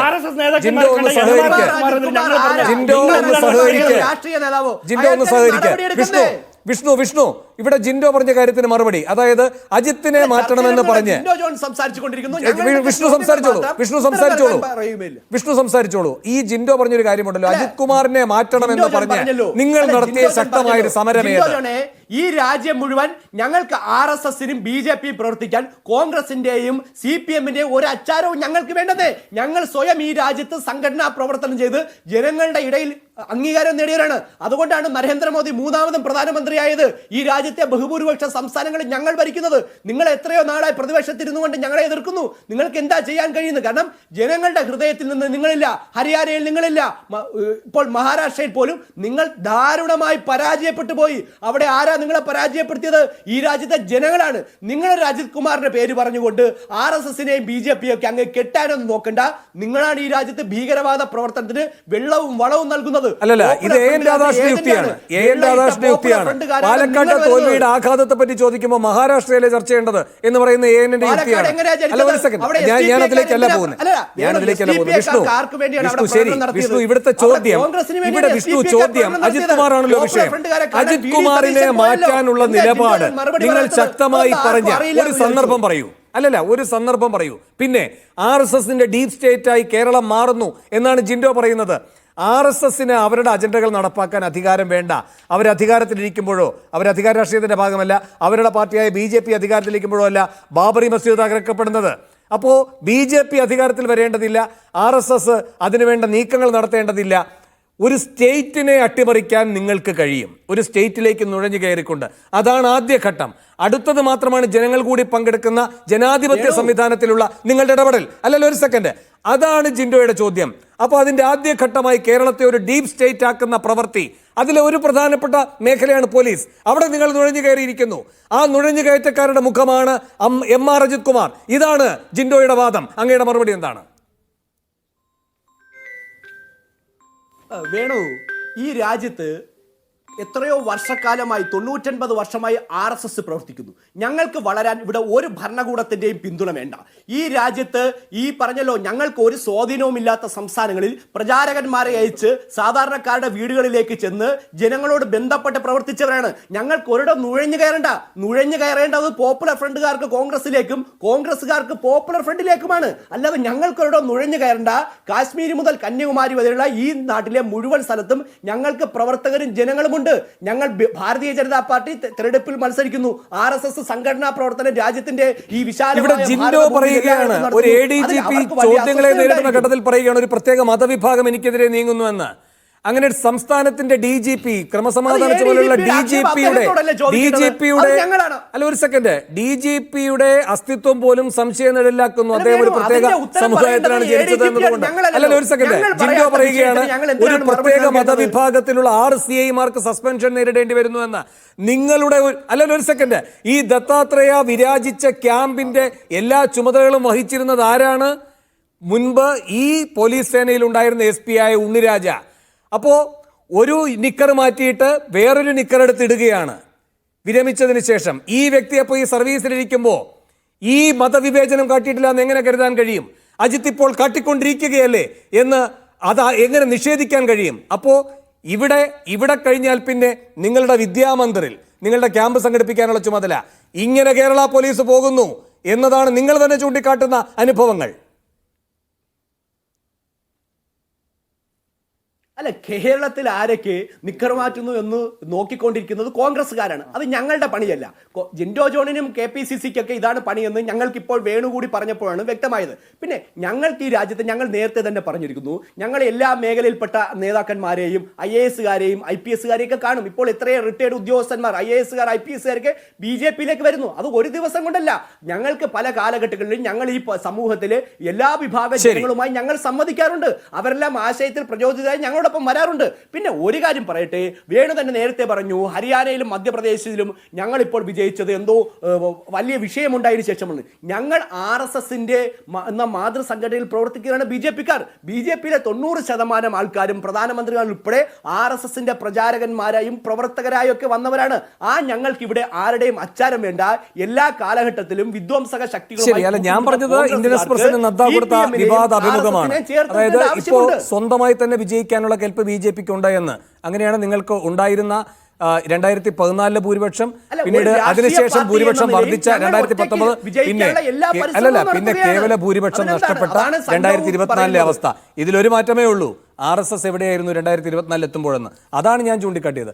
ശ്രീ A. സജീവൻ, ഇവിടെ ഇപ്പോൾ ആവർത്തിച്ച് ചോദിക്കപ്പെടുന്ന ഒരു കാര്യമാണ്. ശ്രീ NVയും ജിൻഡോയും ഒക്കെ എപ്പോഴും പറയുന്നൊരു കാര്യമാണ്, ലാവ്ലിൻ എവിടെ പോയി എന്ന്. പക്ഷേ ഇന്ന് അങ്ങേക്കറിയുന്നത് പോലെ SFIO ഗുരുതരമായ ചില കാര്യങ്ങൾ അടങ്ങിയ റിപ്പോർട്ടാണ് കൊടുത്തിരിക്കുന്നത്. ഈ എക്സാലോജിക്കുമായി ബന്ധപ്പെട്ട പണമിടപാടുകൾ നടന്നിരിക്കുന്നത് ഈ ലാലുവിൻ്റെ കാലിത്തീറ്റ പോലെയാണ്. വ്യാജ ബില്ലുകൾ ഉണ്ടാക്കി പണം കൊടുക്കുകയാണ്, ഒരു സേവനവും ഇല്ലാതെ. അതുപോലെ ഒരു പ്രധാനപ്പെട്ട രാഷ്ട്രീയ നേതാവിനുള്ള പണമാണ് ഈ കൈമാറ്റം ചെയ്യപ്പെട്ടിരിക്കുന്നത് എന്ന രൂപത്തിൽ അന്വേഷണം പുരോഗമിക്കുന്നുവെന്ന്. അത് PV ആണ്, എല്ലാവർക്കും അറിയുന്നതുമാണ്. അപ്പോൾ കേന്ദ്രം പിടിമുറുക്കുന്നില്ല എന്നെങ്ങനെ കരുതാൻ കഴിയും? അല്ല, കേന്ദ്രത്തിൻ്റെ പിടിമുറുക്കത്തേക്കാൾ കൂടുതൽ നമ്മൾ കാണേണ്ടത് ഇതെപ്പോഴും വരും. ഇപ്പോൾ നേരത്തെ താങ്കൾ പറഞ്ഞ ലാവ്ലിൻ്റെ കാര്യം, ലാവ്ലിന് ഒരു പിറകിലൊരു വാളായിട്ട് എപ്പോഴും ഉണ്ടായിട്ടുണ്ട്. അതുകൊണ്ട് തന്നെയാണ് ഏറ്റവും പ്രശ്നമായിട്ട്. കാരണം ഇവിടുത്തെ ഭരണത്തിൽ ശക്തമായ രൂപത്തിൽ തീരുമാനങ്ങൾ എടുക്കാനോ ഇത്തരത്തിൽ അജിത് കുമാറിനെ പോലുള്ള ആളുകളുടെ കാര്യത്തിൽ നടപടികളിലേക്ക് പോകാനോ കഴിയാതിരിക്കുന്നതിനൊരു കാരണമായിട്ട് നമ്മളെല്ലാം സംശയിക്കുന്നത് ഇതാണ്. ലാവ്ലിനൊരു കാര്യം നമുക്കറിയാവുന്നത്, എത്ര തവണ മാറ്റിവെച്ചു എന്ന് ആ സ്ഥിരമായിട്ട് മാറ്റിവെക്കൽ കേസ് മാത്രമായിട്ട് ലാവ്ലിൻ മാറുകയാണ്. അതേപോലെയാണ് ഇപ്പോൾ എക്സാലോജിക്കിൻ്റെ കാര്യം നമുക്കറിയാം. ഈ ഇന്ന് SFIയുടെ ഒരു കൃത്യമായിട്ട് അവരുടെ നിലപാട് വളരെ കർക്കശമാണ്. പക്ഷേ ആ കർക്കശമായ നിലപാട് എത്ര കാലം മുന്നോട്ടേക്ക് പോകും നമുക്കറിയില്ല. കാരണം അവർക്ക് എന്തെല്ലാം ചെയ്യാൻ പറ്റും എന്നുള്ള കാര്യത്തിൽ നമുക്കിപ്പോഴും സംശയമുണ്ട്. അപ്പോൾ സ്വാഭാവികമായിട്ടും ഈ തരത്തിൽ പിടിമുറുക്കമുണ്ട്. പലപ്പോഴും പിടിമുറുക്കുന്ന സമയത്ത് തന്നെ ഇവിടെ അതിനനുസരിച്ചുള്ള കാര്യങ്ങൾ നീക്കുന്നു. അങ്ങ് പറഞ്ഞതുപോലെ കേസെടുക്കണമെങ്കിൽ കേന്ദ്ര ആഭ്യന്തര മന്ത്രാലയത്തിന് നേരത്തെ തന്നെ കേസെടുക്കാവുന്നതാണ്. പക്ഷേ അതിന് പകരം ഈ ധനമന്ത്രാലയത്തിന്റെ SFIO എന്ന് പറയുന്ന കേസെടുക്കാൻ അധികാരമില്ലാത്ത ഒരു സംവിധാനത്തെ കൊണ്ട് അന്വേഷിക്കും. തീർച്ചയായിട്ടും അതാണ് നേരത്തെ ഇത് വേണമെങ്കിൽ കേസെടുക്കാമായിരുന്ന ഇതാണ്. പക്ഷേ അതിന് പകരം SFIO അന്വേഷിക്കുക. SFIO അന്വേഷിച്ചു കഴിഞ്ഞാൽ അവർക്ക് ഇത്തരം കാര്യങ്ങളൊക്കെ ചെയ്യാൻ പറ്റും. ഈ പിടിമുറുക്കലിനെ പക്ഷേ ഇവരെയൊക്കെ വിചാരണ ചെയ്യാനുള്ള അധികാരമൊക്കെ SFIOക്ക് ഉണ്ടോന്നും കേൾക്കുന്നു. എനിക്ക് വ്യക്തമല്ല. വിചാരണ ചെയ്യാം, പക്ഷെ എന്നാൽ പോലും അത് ഒരു പരിധിക്കപ്പുറത്തേക്ക് പോകാനുള്ള സാധ്യതയില്ല. ഇവിടെ പറയുന്ന രൂപത്തിൽ പൂർണ്ണമായിട്ടും തെറ്റായ രീതിയിൽ പണം വിനിയോഗിക്കുന്നു, അല്ല തെറ്റായ രൂപത്തിൽ ഉള്ള ട്രാൻസാക്ഷൻ നടക്കുന്നു. അങ്ങനെ ഉണ്ടെങ്കിൽ അത് EDക്ക് തന്നെ മുന്നോട്ടേക്ക് കൊണ്ടുപോകാവുന്നതാണ്. കാരണം അവിടെ സാമ്പത്തിക ക്രമക്കേടാണുള്ളത്. അപ്പോൾ അതൊന്നും പോകുന്നില്ല. കാരണം പല കേസുകളും ഓരോ ഘട്ടത്തിലായിട്ട് നിൽക്കുകയാണ്. അപ്പോൾ അന്വേഷണം വരുന്നുണ്ട്, അതൊരു ഘട്ടത്തിൽ നിൽക്കും, പക്ഷെ അത് വിട്ടുപോകുന്നില്ല. ആ വിട്ടുപോകാതിരിക്കുന്നിടത്താണ് പ്രശ്നം. അതിനിടയിലാണ് ഇത്തരം കാര്യങ്ങൾ ഉണ്ടാകുന്നത്. അജിത് കുമാറിനെ പോലുള്ള ആളുകളൊക്കെ ഈ ശക്തരാകുന്നത് ഒരുപക്ഷെ സർക്കാരിനെ പോലും ഭീഷണിപ്പെടുത്തിക്കൊണ്ടായിരിക്കാം അവരൊക്കെ നിൽക്കുന്നത്. അതിനൊക്കെ അവർ കഴിയുന്നതിന് കാരണം വെച്ചാൽ ഇത്തരം കുറേ സംഭവങ്ങൾ ഉണ്ട് എന്നുള്ളതാണ്. സത്യത്തിൽ സർക്കാരാണിത് നമുക്ക് ബോധ്യപ്പെടുത്തി തരേണ്ടത്. ഇപ്പോൾ ഒന്നുമില്ല, അജിത് കുമാർ ഇപ്പം നേരത്തെ തന്നെ അജിത് കുമാറിനെതിരെ അൻവർ കൊണ്ടുവന്നിട്ടുള്ള ഈ സ്വർണം പൊട്ടിക്കൽ കേസ്, അത് അൻവർ കൊണ്ടുവരുന്നതിന് മുമ്പേ തന്നെ ഞങ്ങളെപ്പോലുള്ള ആൾക്കൊക്കെ സംശയം ഉണ്ടായിരുന്നതാണ് അജിത് കുമാർ ചെയ്തു എന്നുള്ളതില്ല. കാരണം ഈ അത്ഭുതമാണ്, കോഴിക്കോട് വിമാനത്താവളത്തിൽ സ്വർണം വരുന്നു, ആ സ്വർണം കസ്റ്റംസിന് കാണാനേ പറ്റുന്നില്ല. നമ്മളൊക്കെ ആ വഴിക്ക് പോയിട്ടുള്ള ആളുകളാണല്ലോ. അപ്പോൾ സ്വാഭാവികമായിട്ടും അവിടെ നിന്ന് എത്ര കർക്കശമായ പരിശോധനയാണെന്ന് അനുഭവത്തിലൂടെ കസ്റ്റംസ് ഉദ്യോഗസ്ഥർ ഒത്തു കളിക്കുന്നു എന്നാണ് പറയുന്നത്. അതെ, അങ്ങനെ അല്ല, ഒത്തു കളിച്ച് പുറത്തേക്ക് വരുന്ന എങ്ങനെ കൃത്യമായിട്ട് ഇവർക്ക് കിട്ടുന്നു? അവിടെ വരുന്ന എല്ലാവരെയും പിടിച്ചു വെക്കുന്നില്ലല്ലോ. അപ്പോൾ കറക്റ്റായിട്ടുള്ള ഇൻഫർമേഷൻ കിട്ടുന്നുണ്ട്. ഈ കിട്ടുന്നതിൽ അൻവർ പറയുന്നത് ഇപ്പോൾ എല്ലാ ദിവസവും പത്രം വായിക്കുമ്പോൾ 5 കിലോ 10 കിലോ അങ്ങനെ പിടിക്കുന്നതായിട്ട് കാണുന്നുണ്ട്. ശരി, ഇതെത്ര മാത്രമാണ്, 5 ആണോ 10 ആണോ 100 ആണോ എന്നൊരു കണക്കുണ്ടല്ലോ. ഈ ഒരു പൊട്ടിക്കൽ അവിടെ നടക്കുന്നുണ്ട്. ഇതിനെക്കുറിച്ചുള്ള അന്വേഷണം വേണമല്ലോ, ഗുരുതരമായ അന്വേഷണമാണ്. അതിവിടെ ഉണ്ടായിട്ടില്ല. താങ്കൾ പറഞ്ഞ പോലെ FIR ഇടേണ്ട കേസുകളിൽ FIR ഇടുന്നില്ല. ഇപ്പോൾ അഴിമതി നടത്തിയിട്ട് വീടുണ്ടാക്കിയെന്നാണ് അൻവർ പറഞ്ഞുള്ളത്. അപ്പോൾ സ്വാഭാവികമായിട്ടും അങ്ങനെ ഒരു കൊട്ടാരം പോലെ കവടിയാർ കൊട്ടാരത്തിനോട് ചേർന്ന് അതിനേക്കാൾ വലിയ ഒരു കൊട്ടാരം ഉണ്ടാക്കുന്നുണ്ടെങ്കിൽ അതാണോ അല്ലേ? നമുക്ക് സംശയം ഉണ്ടല്ലോ, ഒന്നുമില്ലല്ലോ, ആ ചോദിക്കേണ്ടതാണല്ലോ. അപ്പോൾ അത്തരം കാര്യങ്ങൾ ഉണ്ടാവുന്നില്ല. അപ്പോൾ സ്വാഭാവികമായിട്ടും ഇതൊക്കെ പല സംശയങ്ങളും, കാരണം കുറേ വാളുകൾ ഇങ്ങനെ ഉണ്ട്. ആ വാളുകൾക്കിടയിലാണ് ഇത്തരം കാര്യങ്ങൾ തേച്ച് മാച്ച് പോകുന്നത്, അല്ലെങ്കിൽ തേഞ്ഞു മാഞ്ഞ് പോകുന്നതെന്ന് സംശയിക്കേണ്ടിയിരിക്കും. ശരി, അവസാനമായി ശ്രീ NV ബാലകൃഷ്ണൻ, ഈ ലെയിം ഡക്ക് ഗവൺമെൻറ് എന്നൊക്കെ നമ്മൾ കേട്ടിട്ടുണ്ടല്ലോ, പ്രത്യേകിച്ച് പാശ്ചാത്യ രാജ്യങ്ങളിലൊക്കെ മുടന്തൻ സർക്കാരുകൾ. അപ്പോൾ ഈ പറയുന്ന പിണറായി വിജയൻ്റെ സർക്കാർ എന്തായാലും അങ്ങനെയല്ല. ജനവിധി വെച്ചുകൊണ്ട് 2001 AK ആന്റണി സർക്കാരിനെയൊക്കെ പോലെ തന്നെ അല്ലേ, ഏതാണ്ട് 100 സീറ്റാണെന്ന് AK, ഇതിപ്പോൾ 99 സീറ്റൊക്കെ കൊടുത്ത് ജനായത്തം പിണറായിയെ ബലപ്പെടുത്തിയിട്ടുണ്ട്. എന്നിട്ടും എന്തിനാണ് ഈ മുട്ടിടി?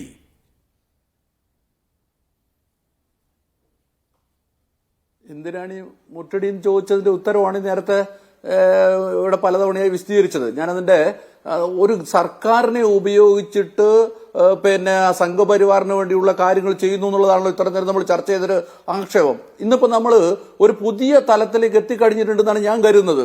ഈ സർക്കാരിനെ ഉപയോഗിച്ച് നടത്തുന്നതിനപ്പുറത്തോട്ട് രാഷ്ട്രീയമായി CPM അങ്ങേയറ്റം ആത്മഹത്യാപരമായ നിലപാടുകളിലേക്ക് പോയിക്കൊണ്ടിരിക്കുകയാണ്. നിങ്ങൾ കേരളത്തിലെ CPM പ്രവർത്തകരെ നാട്ടുമ്പുറത്തുനിന്ന് പരിശോധിച്ചാൽ അവർ വലിയ തോതിൽ ഹിന്ദുവൽക്കരിക്കപ്പെടുന്നതിന്റെ അല്ലെങ്കിൽ ഇസ്ലാമോഫോബിയ പ്രചരിപ്പിക്കുന്നതിന്റെ വക്താക്കളായി മാറിക്കൊണ്ടിരിക്കുന്ന ലക്ഷണം നിങ്ങൾക്ക് കേരളത്തിലെ CPMന്റെ രാഷ്ട്രീയം പരിശോധിച്ചാൽ കാണാൻ പറ്റും. അതുമാത്രമല്ല, CPMൽ നിന്ന് ആളുകൾ BJPയിലേക്ക് പോയി തുടങ്ങുന്നതിന്റെ ലക്ഷണങ്ങൾ ഇന്ന് പ്രകടമാണ്. ഇന്നും പഴയ SFI നേതാക്കന്മാർ, അതുപോലെ എന്റെ ജില്ലയിൽ നിന്ന് കോഴിക്കോട് ജില്ലയിൽ തൊട്ടപ്പുറം നടുവണ്ണൂരിൽ നിന്ന്, ഇന്ന് പാലക്കാട് വേറൊരു നിന്ന്, അതുപോലെ തന്നെ നേരത്തെ ജില്ലാ തലത്തിൽ പ്രവർത്തിച്ചിട്ടുണ്ട് BJP നേതാക്കന്മാർ അപ്പുറത്തോട്ട് പോകുന്നു. നിങ്ങൾ ഓർക്കണം, BJPയിലേക്ക് പോയിട്ടുള്ള പാർട്ടി ഏരിയ സെക്രട്ടറി ആയിരുന്ന ഒരാൾ പറഞ്ഞത് എന്താണ്, തിരുവനന്തപുരത്ത് ഒരു നായർ കുടുംബത്തിന്റെ, ഒരു പ്രശസ്തമായ നായർ കുടുംബത്തിന്റെ പിന്തുണ CPMന് നഷ്ടപ്പെട്ടു. ആ പറഞ്ഞതിന്റെ മലയാളം എന്താണെന്നറിയാമോ നിങ്ങൾക്ക്? CPM പോലെ ഒരു രാഷ്ട്രീയ പാർട്ടിയിൽ ഇത്രയും കാലം നേതാവായി നിന്ന ഒരു മനുഷ്യൻ അങ്ങേയറ്റത്തെ ജാതി ബോധത്തോടെയും അതുപോലെ വംശ വെറിയോടെയൊക്കെയാണ് പ്രവർത്തിച്ചുകൊണ്ടിരുന്നതെന്ന് പറയാണ്. ഇപ്പൊ ഏറ്റവും അവസാനം മോഹൻ മാഷുടെ ഒരു പ്രസ്താവന, നമ്മൾ ഈ മെക്സവിനെതിരായി പറഞ്ഞ കാര്യങ്ങളാണ് മീഡിയ മുഴുവൻ ചർച്ച ചെയ്തത്. സത്യത്തിൽ മെക്സവിനെ കുറിച്ച് പറഞ്ഞതിനേക്കാൾ അങ്ങേയറ്റം മാരകമായ കാര്യങ്ങൾ മോഹൻ മാഷ് ആ പ്രസംഗത്തിനകത്ത് പറഞ്ഞിട്ടുണ്ട്. അദ്ദേഹം പറയുന്നത് ജമാഅത്തെ ഇസ്ലാമി എന്ന് പറയുന്ന രാഷ്ട്രീയ പാർട്ടി അല്ലെങ്കിൽ ജമാഅത്തെ ഇസ്ലാമി എന്ന് പറയുന്ന പ്രസ്ഥാനം ഇന്ത്യ രാജ്യത്ത് അധികാരത്തിൽ വന്നാൽ ഇന്ത്യയിലെ ഹിന്ദുക്കൾ വേട്ടയാടപ്പെടും. നിങ്ങൾ ആലോചിച്ച് നോക്കൂ, ഏതൊരു പശ്ചാത്തലത്തിലാണ് മോഹൻ മാഷ് സംസാരിക്കുന്നത്? ഇന്ത്യയുടെ രാഷ്ട്രീയ ചിത്രം എന്താണ് ഇപ്പോൾ? ഇന്ത്യയിൽ സംഭവിച്ചുകൊണ്ടിരിക്കുന്ന കാര്യങ്ങൾ എന്താണ്? നമുക്ക് മുമ്പിൽ അറിയാത്ത കാര്യങ്ങളല്ലല്ലോ. ജുഡീഷ്യറിയെയും അതുപോലെ തന്നെ മറ്റ് സംവിധാനത്തെയൊക്കെ ഹിന്ദു രാഷ്ട്ര നിർമ്മിതിക്ക് വേണ്ടി ഉപയോഗിച്ച് ന്യൂനപക്ഷങ്ങൾക്കെതിരായിട്ടുള്ള വലിയ അതിക്രമം. ഞാനൊന്ന് പറഞ്ഞോട്ടെ, അതിനുശേഷം നിങ്ങൾ പറയൂ. അപ്പൊ രാജ്യത്ത് നടന്നുകൊണ്ടിരിക്കുമ്പോൾ, ഇന്ത്യ രാജ്യം നടന്നുകൊണ്ടിരിക്കുമ്പോൾ CPM പോലെ ഒരു രാഷ്ട്രീയ പാർട്ടി ആർക്കെതിരായിട്ടാണ് സംസാരിക്കേണ്ടത്? RSSനെതിരായി സംസാരിക്കേണ്ട CPM പോലെ ഒരു രാഷ്ട്രീയ പാർട്ടി, അവർക്കൊരു നിലപാടുണ്ട്. ന്യൂനപക്ഷ വർഗീയതയും ഭൂരിപക്ഷ വർഗീയതയും ഒരുപോലെയാണെന്ന് പറയുന്ന കാഴ്ചപ്പാട് CPMനില്ല. ഞാൻ CPMന്റെ പരിപാടികളോ പാർട്ടി രേഖകളോ പരിശോധിച്ചാൽ അറിയാം. ഭൂരിപക്ഷ വർഗീയതയെ എന്തുകൊണ്ടാണ് CPM ശക്തമായി എതിർക്കുന്നത് ചോദിച്ചാൽ, ഭൂരിപക്ഷ വർഗീയത രാഷ്ട്രീയ അധികാരം സ്ഥാപിക്കാൻ കഴിയുന്ന ഒരു സംവിധാനമാണ്. RSSന് ഇന്ത്യയുടെ രാഷ്ട്രീയ അധികാരം കൈയടക്കാൻ പറ്റും, എന്നിട്ട് ഹിന്ദു രാഷ്ട്രമാക്കാൻ പറ്റും. പക്ഷേ ജമാഅത്തെ ഇസ്ലാമി പോലെ ഒരു പ്രസ്ഥാനത്തിന് അല്ലെങ്കിൽ ഒരു ന്യൂനപക്ഷ പ്രസ്ഥാനത്തിന് ഇന്ത്യയുടെ രാഷ്ട്രീയ അധികാരം കൈയടക്കിയ ഒരു ഫാസിസ്റ്റ് സ്റ്റേറ്റ് സ്ഥാപിക്കുക സാധ്യമല്ല എന്ന് അസന്നിഗ്ധമായി പ്രഖ്യാപിക്കുന്ന രാഷ്ട്രീയ പാർട്ടിയാണ് CPM. അതിന് കൃത്യമായ ഒരു ന്യൂനപക്ഷ നയമുണ്ട്, ന്യൂനപക്ഷ രേഖകൾ ഇഷ്ടം പോലെയുണ്ട്. മോഹൻ മാഷോ ഇനി ഗോവിന്ദ മാഷോ മറ്റാരെങ്കിലും വന്നാൽ ഞാൻ എന്റെ അലമാരയിൽ നിന്ന് ഈ രേഖകളൊക്കെ എടുത്ത് അദ്ദേഹത്തിന് വായിച്ചു കൊടുക്കാം. അതായത് ന്യൂനപക്ഷ വർഗീയതയെയും ഭൂരിപക്ഷ വർഗീയതയും ഒരുപോലെ കാണുകയോ എതിർക്കുകയോ ചെയ്യുന്ന രാഷ്ട്രീയ പാർട്ടി അല്ല CPM. പക്ഷെ അങ്ങനെയൊക്കെ ഇരിക്കുമ്പോഴും ഇവിടെ എന്താണ് പ്രശ്നം? ഇവിടെ ഹിന്ദു വർഗീയതയുടെ അതിക്രമങ്ങൾ അതിന്റെ മൂർധന്യത്തിലേക്ക് എത്തുമ്പോൾ, നമ്മുടെ നാട്ടിലെ മുസ്ലിം പള്ളികൾ പൊളിക്കാൻ ആവശ്യമായ സംവിധാനങ്ങൾ ഉണ്ടാക്കുമ്പോൾ, അങ്ങനെ ഒരുപാട് പേർ NIA-യുടെ UAP ചുമത്തി ഇവിടുത്തെ ന്യൂനപക്ഷങ്ങൾ ജയിലിലടക്കപ്പെടുമ്പോൾ അതിനെതിരായി സംസാരിക്കുന്നതിന് പകരം എങ്ങാനും പണ്ടൊരു നമ്പൂതിരി പറഞ്ഞതുപോലെ എങ്ങാനും ജലം വറ്റിയാൽ പട്ടി കടിക്കൂലെന്ന് ചോദിച്ചതുപോലെ ഇന്ത്യയിൽ ജമാഅത്തെ ഇസ്ലാമി അധികാരത്തിന് വന്നാൽ ഹിന്ദുക്കൾ വേട്ടയാടപ്പെടില്ലേ എന്ന് ചോദിക്കുന്നത്. നേരത്തെ വിഷ്ണു പറഞ്ഞല്ലോ ഞങ്ങൾക്ക് ആരെയും സഹായം വേണ്ടാന്ന്. കാര്യം എന്താണെന്നറിയാമോ നിങ്ങൾക്ക്? നിങ്ങളുടെ രാഷ്ട്രീയ പ്രസ്ഥാനം സംഘപരിവാരായിരുന്നാലും ശരി BJP ആയിരുന്നാലും ശരി ഇത്രയും കാലം കേരളത്തിനകത്ത് ഈ പതിറ്റാണ്ടുകൾ കേരളത്തിൽ പ്രവർത്തിച്ചിട്ട് നിങ്ങൾക്ക് സാധിക്കാത്ത കാര്യങ്ങളാണ് പിണറായി വിജയനും ഗോവിന്ദ മാഷും AK ബാലനും ഇനി മോഹൻ മാഷും ഉൾപ്പെടെയുള്ള CPMന്റെ പ്രവർത്തകന്മാർ ഇപ്പോ ഹിന്ദുത്വ രാഷ്ട്രീയം പ്രചരിപ്പിച്ചുകൊണ്ട് ചെയ്തുകൊണ്ടിരിക്കുന്നത്.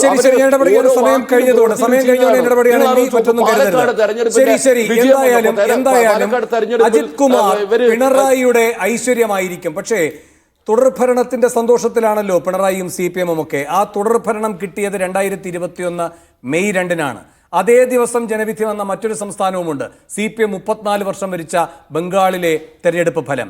177 സീറ്റുകളിലാണ് CPM മത്സരിച്ചത്. 158 CPMന് കെട്ടിവെച്ച കാശ് പോലും നഷ്ടപ്പെടുകയുണ്ടായി. അവിടെ ബുദ്ധദേവായിരുന്നു അന്തകവിത്തായത് എങ്കിൽ ഇവിടെ ആരാകും അന്തകവിത്ത്? വളരെയധികം നന്ദി. ചർച്ചയിൽ പങ്കെടുത്ത എല്ലാവർക്കും.